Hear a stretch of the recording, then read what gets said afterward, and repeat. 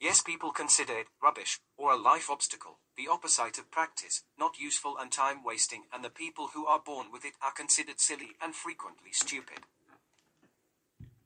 Be serious, man. Stop using imagination and come in the real world between us, the mediocre people. You don't need to be different, although imagination combined with hard work makes the difference between successful and common slaved workers. You need a binocular to see inside my mind, how far I can see.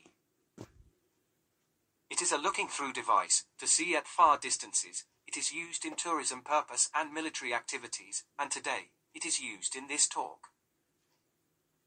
To see how far imagination can change a human being's life. Welcome to Enrich Talks YouTube channel, a legacy for future, trying to help people. Sometimes we succeed, and people subscribe for more. Imagination in times of hunger means lying the Hunger Games in our mind and stomach. Imagination is the yeast. The yeast causes the formation of carbon dioxide gas through fermentation of the sugars in the bread dough. Imagination makes it bigger, the things and the value of something, the problems, the success, the difference, the future. Using imagination, we can call it a product of our thoughts. We create mind experiences and search for different problem-solving solutions. Except those already invented and discovered until today. I know.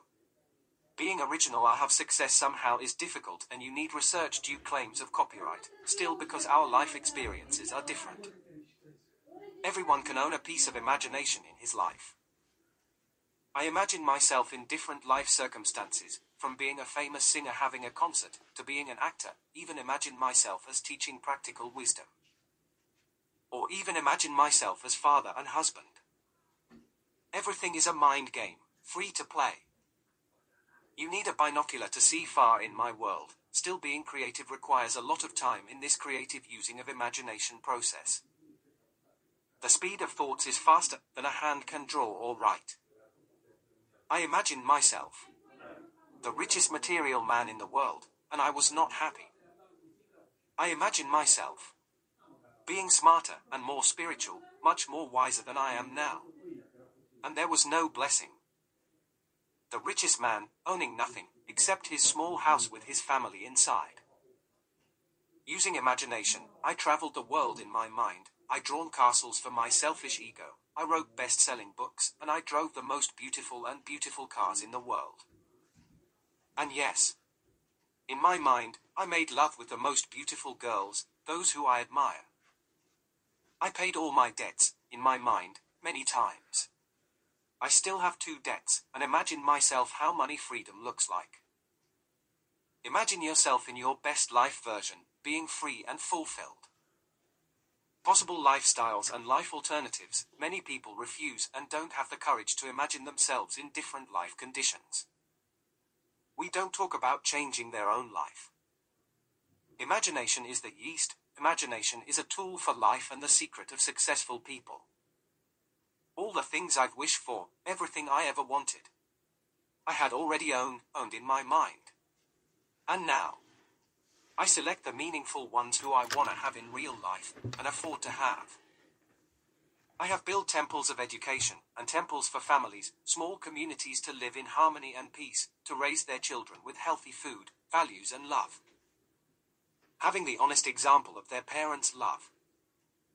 Nothing material, nothing that can be stolen, or broken through time. All the treasures are in my mind, the ideas are written and kept secret in the imaginary vault. We continue to imagine life.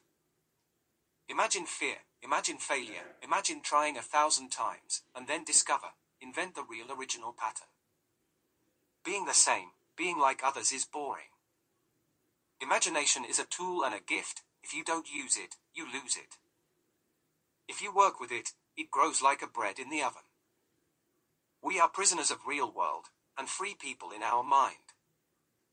The people who spend years in jail, just because they were believers in God, in the communist era, they were prisoners only in the real life.